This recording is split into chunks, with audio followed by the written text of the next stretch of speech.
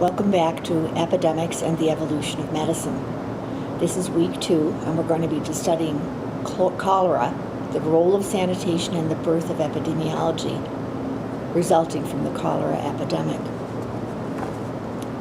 As background, the period from 1400 to 1700 AD is called the Renaissance, a time when Western European history, where there was a revival in the ideas of ancient Rome and Greece.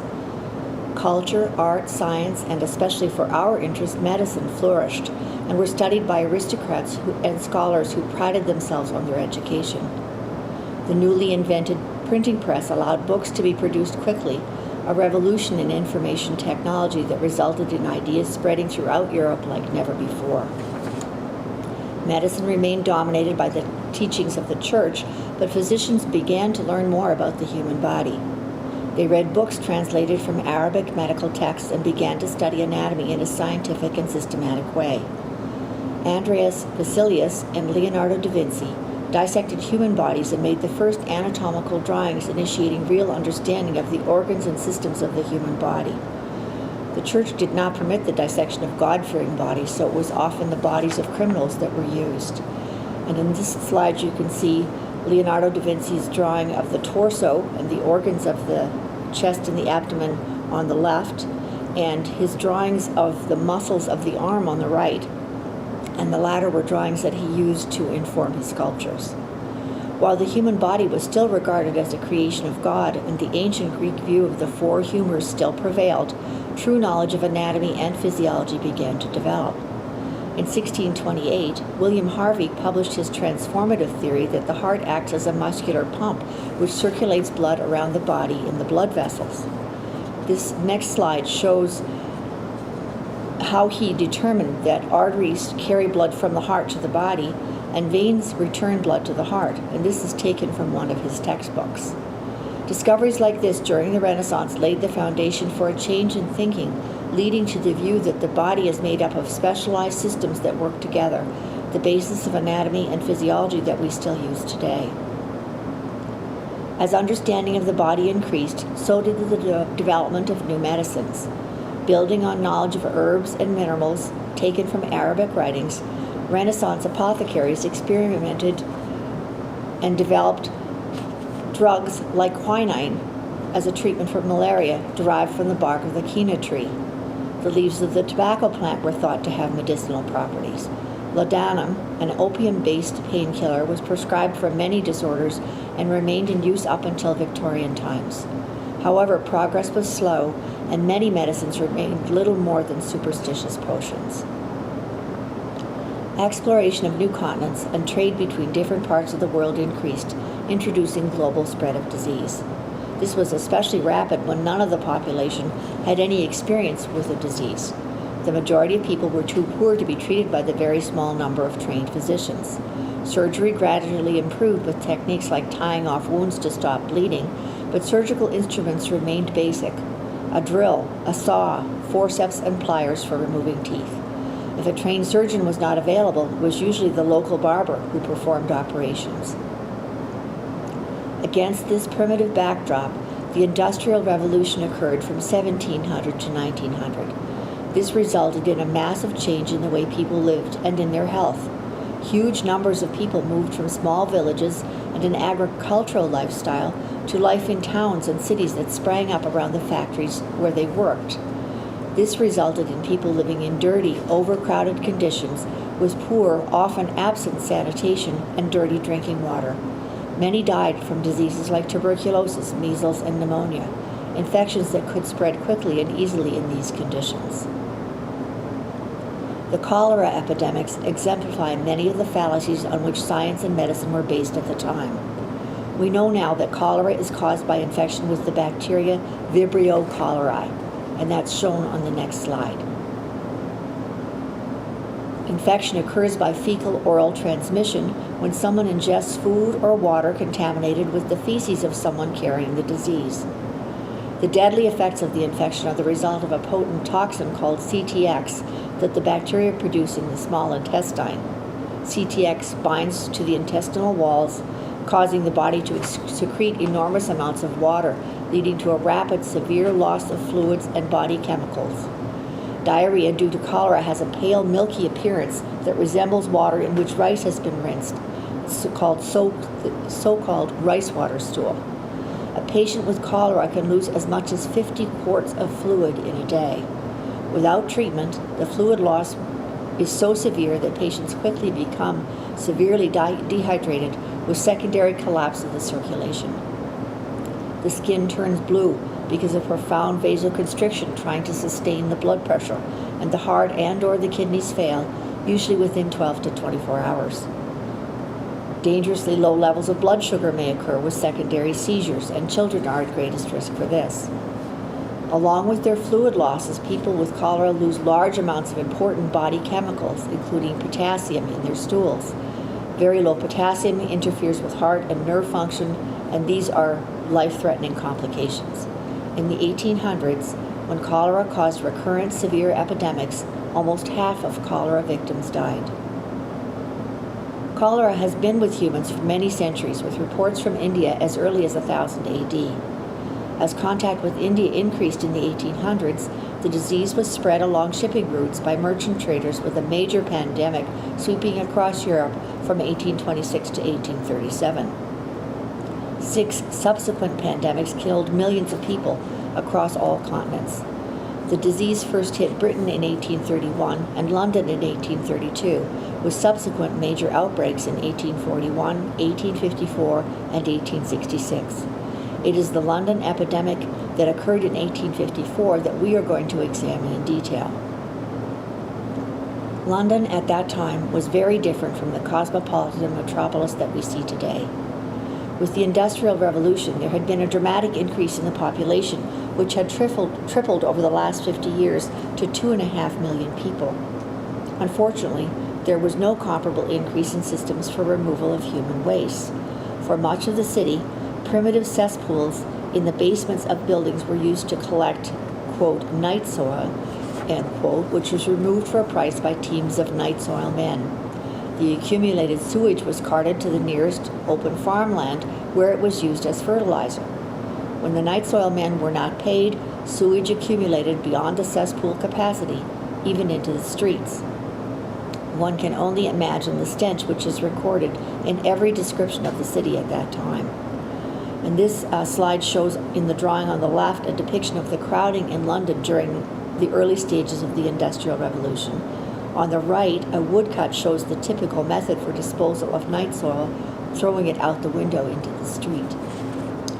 London had an ancient drainage system dating back to the time of Henry VIII, designed to carry surface water into the Thames River. As the city's population exploded, more and more houses discharged their waste directly into this primitive sewer system. This led to a dramatic decline in the quality and safety of the water, which served as the primary water supply for all of South London. With continuous contamination of the major water supply by human waste, the stage was set for a cholera epidemic. The epidemic began in the Golden Square area, north of the Thames, with water supplied by the Broad Street pump. On August 28, 1854, a 6-month-old baby fell ill with vomiting and diarrhea. Her mother rinsed out her diapers and tossed the water into the cesspool that lay in front of the house, immediately adjacent to the pump. 4 days later, a tailor who lived just down the street became violently ill with profound diarrhea. By the time he died, less than 2 days later, hundreds of residents of the Golden Square area had been seized by the disease. Yellow flags were posted on the street to indicate that cholera had struck, and priests, curates, and doctors rushed from one house to the next, trying to bring comfort to the survivors. It was into this dramatic scene of catastrophic illness and death that John Snow began his study of the disease pattern. In 1854, the dominant theory of disease causation was the miasma theory, that illnesses like cholera were caused by a noxious form of bad air. This was certainly easy to believe, given the stench that surrounded cities during the Industrial Revolution. The germ theory of disease had not yet been developed. As a physician and a keen observer of illness, Dr. John Snow, a local London physician, developed a theory that cholera was caused by drinking water contaminated with an unknown agent that caused the disease. At that time, Death records were published every week, along with information on cause of death, parish, age, occupation, and water source. In 1849, Snow used this data to show that families in the neighborhood struck by cholera received their water from two different sources. The Southwark and Vauxhall Company, which drew water from the contaminated Central Thames, and the Lambeth Company, which drew their water from a cleaner source at Thames Ditton. He showed that the houses receiving water from Southwark and Vauxhall had a much higher incidence of cholera. He publicized this information in support of his waterborne contagion theory in an 1849 essay entitled On the Mode of Communication of Cholera. Unfortunately, this received little attention. In 1854, when cholera struck the Golden Square area in London, Snow rushed to investigate. Again, using the statistics in the weekly returns of births and deaths, Snow created a detailed map of the cholera cases, and that's shown on this slide with the cases depicted as small black squares. He visited all of the homes and businesses in the area, and by interviewing the local residents, he established the pattern of the disease outbreak. Who was first in the family to fall ill? The second. When did the illness begin? Had they traveled outside the area in the days before they fell ill? Had any stranger visited the home? Was there any new or different food they had eaten? Where did they get their water? Ultimately, he identified a single common denominator for all of the victims. Each used the pump on Broad Street as their source of drinking water. He also evaluated homes in the area of the pump where no cases of cholera developed and verified that these sites, most famously a brewery where the workers drank only beer, did not use water from the pump. Finally, he investigated homes in which cholera cases occurred remote from the Broad Street pump and verified that in these cases, water from that pump had been delivered to those homes. In his own words, quote, "The result of the inquiry then is that there has been no particular outbreak or prevalence of cholera in this part of London except among the persons who were in the habit of drinking the water of the above-mentioned pump well. I had an interview with the Board of Guardians of St. James Parish on the evening of the 7th of September and represented the above circumstances to them. In consequences of what I said, the handle of the pump was removed on the following day." And this is taken from a letter that John Snow wrote to the Medical Times and Gazette. In his subsequent publication of the investigation, Snow included a second map called a Voronoi diagram, which outlined the area within which all addresses were closer to the Broad Street pump by foot than to any other source of water. When this was superimposed over the original map, virtually all cases occurred within the demarcated cell. Ultimately, the index case for this cholera outbreak was found to be the baby whose mother had emptied her diapers into the cesspit under their home. The Broad Street well was only 3 feet from the cesspit, which leaked fecal bacteria into the well water. John Snow's work is regarded as the founding event of epidemiology, the science that studies the patterns, causes, and effects of disease conditions in defined populations. It is the cornerstone of public health and informs policy decisions and evidence-based practices by identifying risk factors for disease and targets for prevention. Dr. Snow's ability to reason among multiple events, from the molecular to the physiologic, from clinical observations on individual patients to data drawn from an entire population, is the essence of epidemiologic investigation. This slide just shows you the Broad Street pump, which still exists today. It would be wonderful to report that in response to Dr. Snow's work, cholera was immediately accepted to be caused by ingestion of water contaminated with feces from an infected individual, but the miasma theory still prevailed. Unfortunately, Dr. Snow died of a stroke in 1854, before the impact of his work had been realized. Ultimately, in June of 1858, an early summer heat wave produced such a severe stench from the polluted Thames River that Parliament had to be shut down. Despite this record-breaking miasmatic cloud, dubbed the Great Stink, there was no subsequent increase in disease mortality, effectively refuting the miasma theory. The outcry over the Great Stink finally forced authorities to deal with the sewage contamination of the Thames, identified more than a decade earlier by John Snow. A sewage system was developed for the city, which would carry both surface water and waste away. Over the next 6 years, a massive, complex underground system of sewers, the most elaborate sewage system in the world, was put in place. London's last great cholera outbreak occurred in 1866, and an investigation of this outbreak by 3 on-the-ground epidemiologists served to completely validate John Snow's work. The outbreak occurred in the East End, and review of the cases found they were essentially all served by the East London Water Company. Residents were advised to boil their water, and this arrested the outbreak, but did not explain how the water could have been contaminated, since the new sewer system was supposed to have eliminated any potential leak between waste and the water supply. However, it was found that the drainage system in the East End was one of the few that had not yet been activated. An inspection revealed that the filtering system was inadequate and that a nearby river was draining into the reservoir.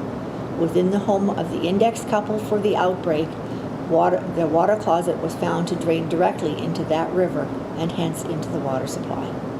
The results of this investigation confirmed Dr. Snow's hypothesis that cholera was caused by ingestion of water contaminated with an organism in feces from infected individuals, and certified the quality of his original investigative work.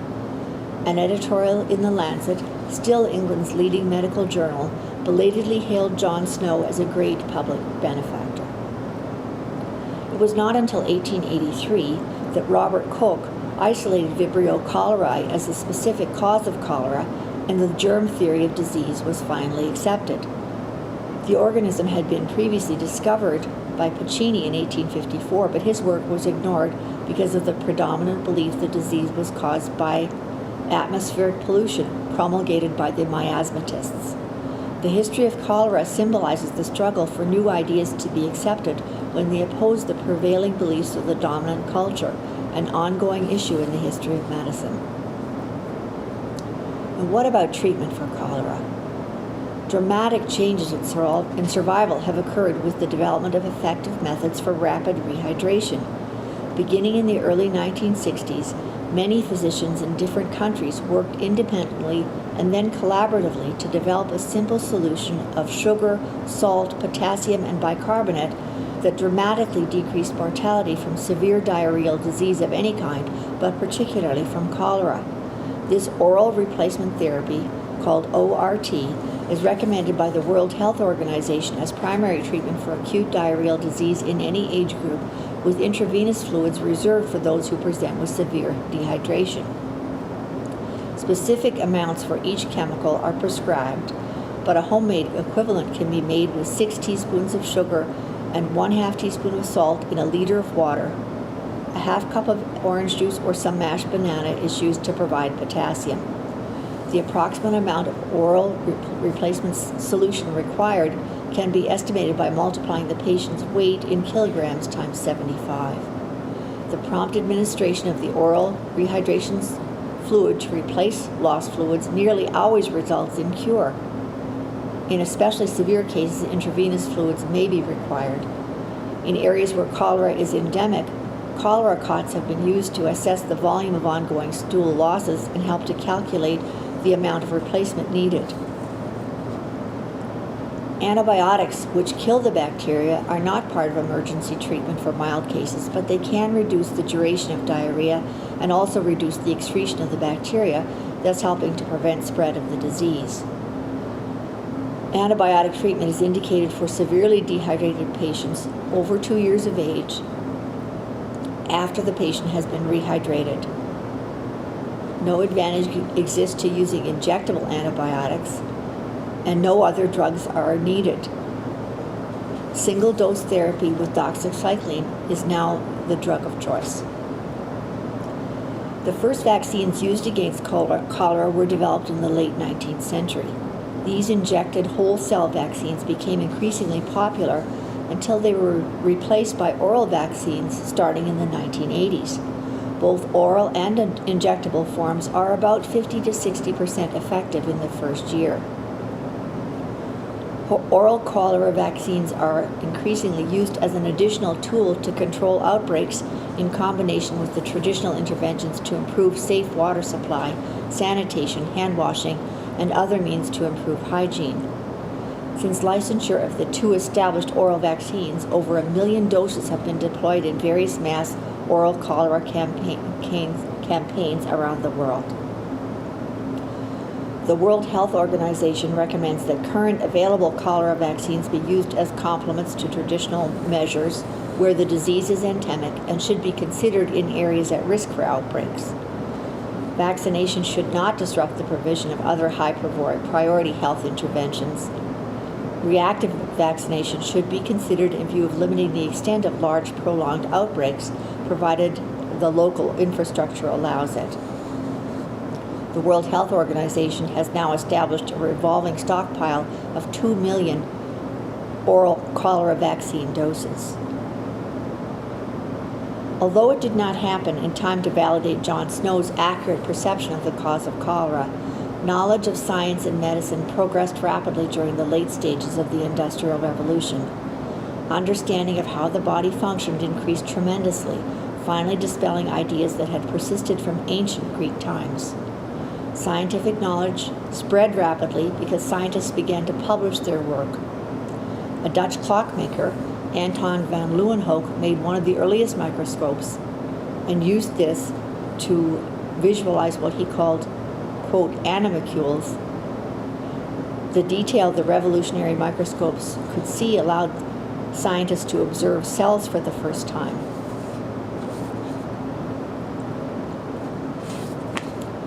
Medicine made great advances, the most important being development of the germ theory of disease.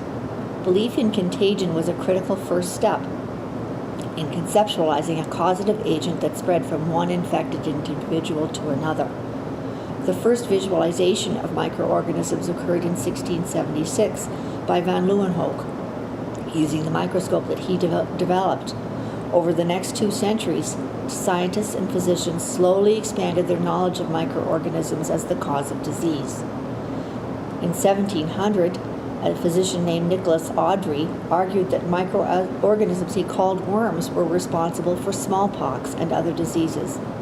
In 1720, Richard Bradley theorized that plague and all pestilential distempers were caused by the poisonous insects, which were living creatures viewable only with the microscope.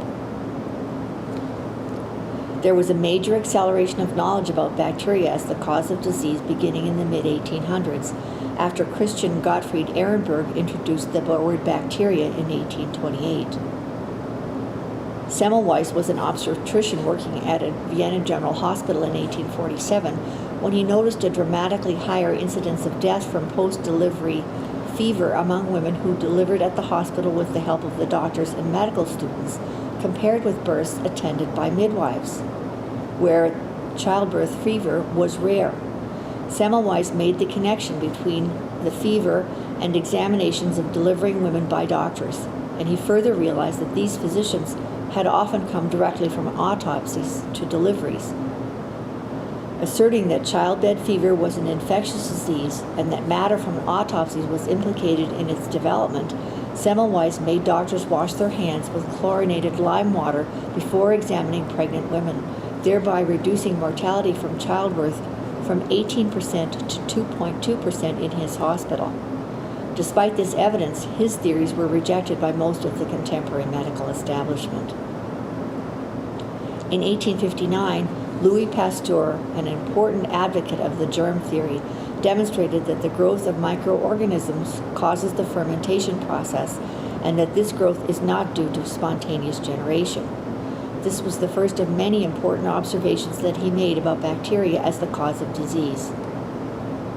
Some of his work was in conjunction with Robert Koch, who first identified the bacterium that causes anthrax in 1875. Pasteur then developed the first effective vaccine for anthrax in 1881. Koch's experiments not only helped create an understanding of anthrax, but also helped elucidate the role of bacteria in causing illness at a time when debates still took place over spontaneous generation versus germ theory. Koch went on to identify the bacillus that causes TB in 1882 and the bacteria that causes the plague in 1883. In his research into tuberculosis, Koch finally proved the germ theory, for which he received a Nobel Prize in 1905. In Koch's postulates, he set out criteria to evaluate whether an organism is the cause of a disease, and these are still in use today. The first is that the microorganism must be present in all cases of the disease. Second, the pathogen must be able to be isolated from the disease host and grown in pure culture. The pathogen from the culture can then cause disease when inoculated into a healthy lab animal, and the pathogen must be re-isolated from the new host and shown to be the same as the originally inoculated pathogen. By the late 19th century, it was well established that bacteria cause disease. However, no specific antibacterial agents were developed until Ehrlich developed the first antibiotic to treat syphilis in 1908. While the germ theory was developing, knowledge about the importance of hygiene and sanitation also progressed. Perhaps the most famous nurse ever, Florence Nightingale, worked in a military hospital during the Crimean War. Conditions were poor, and 80% of soldiers died from infections they caught in the hospital rather than from their original wounds. Nightingale improved standards of hygiene and sanitation, which dramatically reduced the infection rate in her hospital. When she returned from the war, Nightingale embarked on a campaign to modernize and improve hospitals by instituting universal standards of hygiene and sanitation. In the 1870s, Joseph Lister was instrumental in developing practical applications of the germ theory of disease with respect to sanitation and aseptic surgical techniques. He realized that infections caught during an operation often led to death by infection afterwards. He pioneered the use of carbolic acid as the first antiseptic to clean wounds and surgical instruments. Operations were performed with a fine spray of carbolic acid passed over the operative field to kill microbes in the air. In one Newcastle hospital, use of Lister's antiseptic technique reduced deaths from infection from nearly 60% down to just 4%. What is the current epidemiology of cholera? Cholera was as prevalent in the United States in the 1800s as it was anywhere else in the world, before effective water and sewage treatment systems eliminated its spread. In industrialized countries, modern sewage and water treatment have virtually eliminated cholera. The last major outbreak in the United States occurred in 1911. Only about 10 cases of cholera are reported each year in the United States, and half of these are acquired abroad. But cholera is still present in Africa, Southeast Asia, Mexico, and South America. The risk is highest when poverty, war, or natural disasters force people to live in crowded conditions without adequate sanitation. According to the World Health Organization, cholera affects 3 to 5 million people worldwide and causes between 100,000 and 130,000 deaths every year. A stunning example of the continuing power of cholera to cause epidemic disease with major loss of life is currently ongoing in Haiti. On January 12, 2010, a devastating earthquake with a magnitude of 7 struck Haiti, killing more than 160,000 and displacing close to 1.5 million people. In the early stages of recovery, in mid-October of 2010, a cholera outbreak began in the rural center department of Haiti, about 60 miles north of the capital. By the first 10 weeks of the epidemic, cholera had spread to all of Haiti's 10 provinces. Haiti had had no cholera case in more than 100 years, so this epidemic triggered panic and confusion in the populace. The spread was partially blamed on the poor distribution of health supplies due to logistical problems. The Pan American Health Organization said there was also a lack of access to untainted drinking water. As previous epidemics have shown, cholera spreads rapidly when water and sewage treatment is inadequate, and this was the situation in Haiti after the earthquake. The suspected source for the epidemic was the Artibonite River, from which most of the affected people had drawn their water. Suspicion among Haitians centered on a UN military base on a tributary of that river, which was home to peacekeepers from Nepal. The U.S. Centers for Disease Control and Prevention said its tests of DNA fingerprinting showed cholera samples from the Haitian patients were identified as a subtype found in South Asia. A study conducted by French epidemiologists revealed that UN troops from Nepal had started the epidemic when waste from outhouses at their base flowed into and contaminated the Artibonite River. A separate study, published in the New England Journal of Medicine, presented DNA sequence data for the Haitian cholera isolate, finding that it was most closely related to a cholera strain found in Bangladesh in 2002 and 2008. The authors reported, quote, "The Haitian epidemic is probably the result of the introduction through human activity of a Vibrio cholera strain from a distant geographic source." The UN has been reluctant to address whether its peacekeepers brought the deadly strain of cholera to Haiti, focusing on helping the country to address the epidemic. However, by many measures, Haiti is even less equipped to tackle cholera now than it was 3 years ago. The UN raised barely a fourth of the money it needed last year to provide life-saving supplies, including the most basic, like water purification tablets. Clinics have run short of the critical oral rehydration solution. Some treatment centers in the countryside have shut down, as aid groups that ran them have moved on.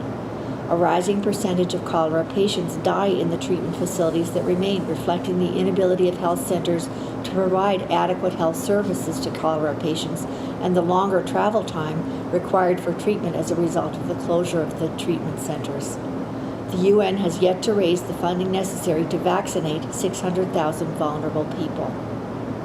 Haiti's own healthcare system remains in shambles, with clean drinking water and sanitation as scarce as when the epidemic began. Less than 2/3 of the population has access to clean drinking water. According to the UN Humanitarian Office's latest country report, published at the end of 2013, the main cause for the persistence of cholera in Haiti is the lack of access to clean water and sanitation facilities and poor hygienic practices. Since the outbreak in October 2010, there have been over 700,000 cases of cholera and at least 9,000 deaths. More than 6% of the Haitian population have had the disease. And this is just shown here on the next slide with the total cases and the death toll, dating from 2010 to 2014. Meanwhile, a study reported in the New England Journal of Medicine in May of 2014 documented that one of the 2 oral cholera vaccines conferred 86% protection in a cholera outbreak in Guinea, Africa, evidence that vaccinating against cholera should be part of the primary response to a cholera outbreak. Despite all the progress that has been made since John Snow first identified its epidemiology, despite all that we know about prevention and treatment, cholera remains a deadly disease.